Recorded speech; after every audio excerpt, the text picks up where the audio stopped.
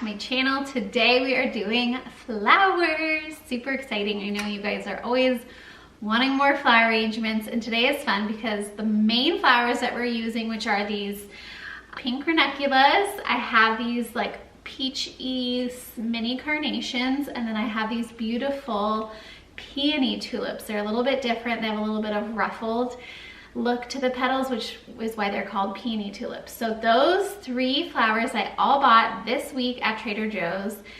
$17 for the 3 bunches, which is great. But I knew I wanted a little bit more, something, an extra filler, so I headed to my local wholesale market last night and I bought this white feathery plant for a filler, which is a steel bay. And then another kind of white feathery, a little bit different looking filler with darker greenery, and this is called white veronica. So these two things were probably about $17 for both of those as well. They're a little bit pricier. So this arrangement that I'm going to be making is for around $30, which is not bad at all.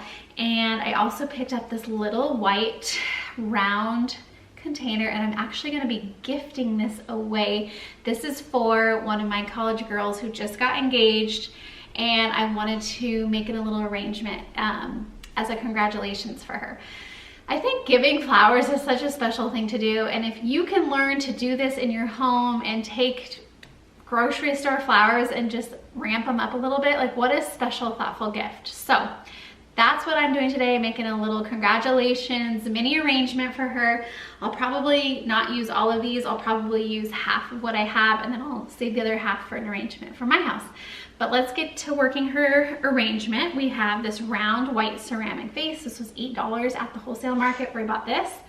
And then inside you can see here I have water, and I created this little cage. It's really hard to pull out, but this little cage is a wire, chicken wire, and I kind of just bundled it into a tight ball, and this is gonna help hold all the flowers in place, kind of subbing for a floral oasis or foam. This helps keep everything stable, and it's also really inexpensive, and it's a lot more environmentally friendly. So that's what we're using today for the base, and I got my handy dandy kitchen scissors here. Let's get to building.